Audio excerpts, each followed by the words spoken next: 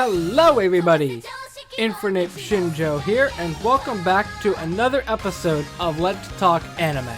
Just like I say with every week, it's sometimes a struggle to get these recorded, but I got my topic set up, and I got 2 episodes planned to record, this one and the next one, so hopefully there's not any gaps. But I'm not going to waste any more time and go in with the first topic, Kenja no Mago. And you can kind of tell the topics that I'm given when I was given them, because Kenja no Mago, or Wise Man's Grandchild, I'll just call it Kenja no Mago because it's easier for me. That was given to me back when it was still airing new episodes. But of course, it's done and over with now as far as I know. Let me check. Yeah, it finished June of this year. But what did I think about it?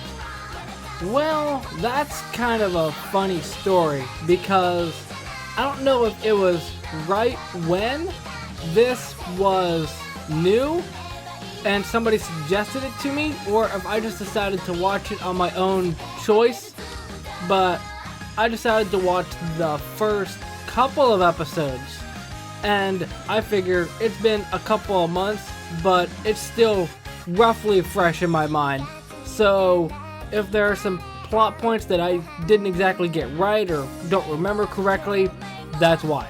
And the fact that I have to look up the characters' names isn't really a good starting point, because honestly, I couldn't even remember Shin's name. I don't know what it was. It might be because I watched it so long ago. It might be because I only watched a couple of episodes, but I couldn't even remember Shin's name. The only one that I remember, and I'm not sure why, is Sizzling. I'm not sure why, but I remember seeing something on either my Facebook or something that said, oh, this is an isekai. Here's a character with blue hair in Sizzling in Kenja no Mago. There's a character with blue hair in another isekai, Konosuba, Aqua. So that's a funny coincidence, although I guess it's not too surprising because even outside of isekai there are blue hair characters. But even outside of that, I remembered her, but I couldn't remember her name, Maria, the red hair character.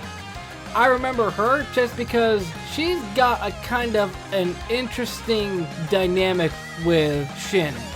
Because normally with shows, it's like, okay, Shin's the overpowered protagonist, and all the girls are either flocking to him or don't really care or whatever. In Maria's case, she doesn't care. In the actually opposite sense, it even says on here, where was that? She teases Cicely over her crush on Shin and tries to offer support. It's an interesting twist that Maria doesn't really care too much and relationship-wise to Shin, and she's much more happier with supporting Cicely with it. Because normally it would be support Cicely, then slowly realize she has feelings for him too, and then it's just another standard anime. But outside of that, the other characters I don't really remember that much. I think I do kind of remember Alice Corner just because of her scene in the opening, but that's about it. And actually that's a good transition because the opening and ending are very good. Normally I'm not the kind of person to go out of my way to say, oh, this is a good opening or this is a good ending, because if I'm talking about it, most of the time at least one of those two is memorable in some way. But honestly, I really like both of them. I think the opening is a lot more playful. The ending is my favorite out of the two, just personally. And honestly, they could switch the two and it wouldn't really make much of a difference. I think the opening worked better as an ending, and the ending works better as an opening. Just me personally.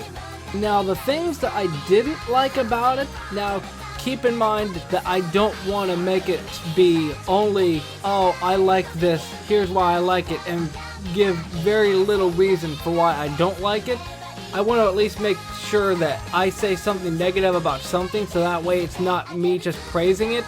But what I didn't like is the show isn't anything that spectacular, in essence.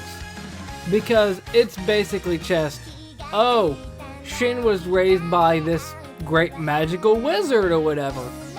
I trained him up with all of my wizardy stuff, but would you look at that? I forgot to give him common sense, and then antics ensue. So I'll get back to that point later, don't you worry. But it's just like, oh, he goes to a wizard school, he's overpowered, he's got one girl flocking to him, I guess. I don't know if the other ones are as well. I would assume so because he's the main character. But I guess what I'm trying to say is the show is a little bit too safe, which is kind of good in that it doesn't really go off on the deep end too much. But it's also bad if you're trying to explain the show to somebody and they're just thinking, this is nothing really that great. But it really depends on how you look at it. I could see it as a negative and a positive, but I wanted to include something else with negative. Now my other point. Wizardy dude, I think his name's Merlin, haha, Merlin, get it. He says that he trained up Shin and he forgot to give him common sense. But I knew that walking into the first episode because it's on the description of it on Hulu. And I'm just watching the first couple of episodes and I'm just thinking, so where's the lack of common sense? Because I'm just watching and I'm realizing he's not really lacking common sense. He's just a standard protagonist. I wouldn't really say that he's not lacking common sense, he's just an idiot. But that's the best way I can explain it because it's just like, oh, you're a standard protagonist. Like, let's take Ash for example because he's the best example that I can give compared to Shin. Ash isn't overpowered by any means, although he can lift Cosmo M, which raises some questions. But Ash is like Shin, assuming they're both always positive, they're always optimistic, that means the same thing, but he's just dumb when it comes to relationship stuff, and he acts like a child. Is that really any different than other protagonists that you see? It doesn't really seem like it to me. You know, I was even thinking about this a couple of nights ago at work because I knew I was going to discuss this for a video. And I think I have a way that the show would have been a little more interesting, at least just in my opinion. Granted, I don't know how to make TV or anime, so just take lightly what I say. But I think what they could have done instead is do the whole start of it, Shin being raised by Merlin with all of his super overpowered wizard stuff, but instead of Merlin not teaching him common sense, don't teach him specifically how to use his attacks. Like, if you watch Yu-Gi-Oh! GX, this will make a lot more sense. I'm not sure if it was like this in the sub, I know it was like it in the dub. In the early parts of GX, Cyrus's brother Zane was talking about Power Bond and saying there's a difference between using a card and playing a card. And it would have been interesting if it would have been something like Merlin trains Shin on this magic stuff. He teaches him, okay, it launches a huge fireball, for example, but he doesn't exactly teach him how to use it, so he's just clueless when it comes to it, kind of like in the games, Pokemon games, where you have an over-level Pokemon and it doesn't obey you. I would have liked some sort of thing like that for the show to handle and have him be learning how to use his magic. That would have made it a little more interesting, at least in my opinion. Regardless, I'm probably still gonna watch the rest of it just because I want to kind of see how it goes. But that's my thoughts. Let me know if you watched it and let me know if you liked it. So up next is Fairy Gone, which, if I'm not mistaken, is airing. Correction, was airing. It's probably done by now. But this aired during the summer season. I don't think it's bleeding over into the winter season. Ha, bleeding. Kind of funny. But it's something. It's an interesting tale. And first of all, let me just say the art is very good. I like the art. It's distinct. And I think this is done by PA Works, if I'm not mistaken. So from what I can remember from what PA Works has done, it looks distinct. And from what I remember, it's an original work too. So definitely huge props, but the show's fine. It's kind of complicated though. I don't know, it's weird because it's one of those things where the show is interesting, but there's a lot to unpack, and I don't even know where I can get started with talking about it, because it's just like they have like these creatures like the wolf and the giant thingy to the left of it on the poster, and they can use guns and swords and stuff like that. No, it probably was difficult for me to get into it because it's more historical than what I normally watch. I've gone on the record and say that I'm not a fan of historical anime, but it's a fine show. Would I watch the rest of it? Probably not really, because there's this thing where main girl, red hair, another red hair girl, I can't even remember what her name is. I probably would know it if I would look it up, but I can't be bothered. But she has this friend that was with her back in the day. Some sort of traumatic event happened, I can't remember. But now she's a traitor, but she might not be really, I don't know. There's also fairies or whatever, and it looks like the little fairy that the red-haired girl befriends in the first episode is probably going to be the mascot for this show. But all I can say is it's got good art, but the story is a bit complicated. Let me know if you watched more of it, if it gets easier to understand. Because the fact that it's an original work is a good plus, but it's also a detriment. If it was based off of a manga or a light novel, you could read into that to fill in the missing parts that you're not exactly sure about in the show. But with this, it's original, so you got nothing to go by. But since those two were recommendations that you guys gave me, allow me to put my hat in the ring and give a recommendation from what a show I've watched recently for you guys. And if you can see the thumbnail, if you can see the title, you already know what it is, so I'm not gonna keep you in suspense. That is Death Parade.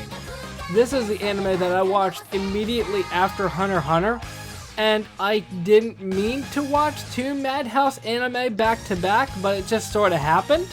I was actually talking to my friend a couple of weeks ago when I was hanging out with him, and this show is very cool.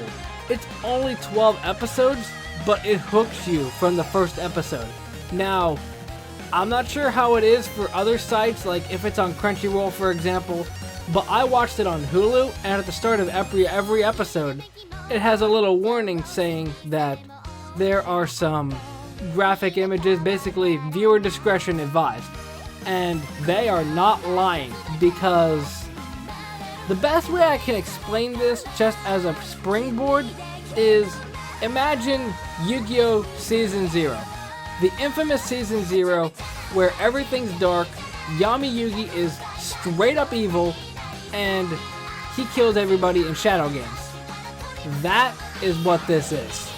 Basically, there's this place called Quin Disim, whatever it's pronounced as, that's basically the gateway after you die to decide where you go, either up or down. And Disim, the one right in the middle, is the one that has to basically make the judgment. And he does that by, no joke, playing games. They play darts in one episode, they play air hockey even? They play a whole bunch of different games, and each one, I think they do bowling in one of the episodes. I really like that episode. But basically, the people that come in lose their memories when they first come in, but the longer they play the game, the more their memories are restored, and they don't even remember that they died. But meanwhile, while this game's going on between the two people, it's always two people at a time. They relive their memories. Some are thinking, for example, I can't believe the last thing that I said to my parents was this, for example. I can't believe that I was such a failure to my parents. And it's just like all the grief and everything that comes with it. And this show is... I gotta give this show props because it's not easy to get invested in a character in 12 episodes alone. But they got me invested in the characters that come in one episode. Like, no joke, one episode, I'm probably gonna butcher the details, but there's this guy that's in college, there's this girl around the same age, I don't think she's in college, and he basically falls for her right when they meet. The unfortunate thing is they're both dead, but while they're bowling, he says, hey, after this is done, you want to go on a date with me or whatever. And come to find out that she is the friend of somebody that he used to date or like or something like that in high school, and she changed her appearance to match what the other person was like because she believed that's what he liked. That too complicated? Might be a little bit too complicated. You'd have to watch the show to find out. But as well, the opening. I know earlier this episode I said I wouldn't go into detail on openings and endings, but this opening is honestly probably in my top 5 of anime openings, and definitely in the top 5 of misleading anime openings. Because in a show that's dark and gritty like this, you need an anime opening that's super light and upbeat, clearly. I even made a couple of fan-made openings with it, and I kinda hope that I can get one of them out before this video comes out. I might even do it on the same week just if I want to. But let me just say, this is a dark show, it has mature themes, it is viewer discretion advised. That's all that I'll say. But this show is really good. And if you can handle those elements, I would highly recommend it. Normally I don't push this hard to watch an anime, but watch this. It is a good show. It's a good anime. And even the ending, I talked about the opening, the ending isn't even that bad either. I like it. I really like this show. A++ on this show. But that is going to do it for today's video. Let me know what you think by hitting that like button, and subscribe if you haven't. And like I said at the top of this video, I'm going to be recording the next video right after this.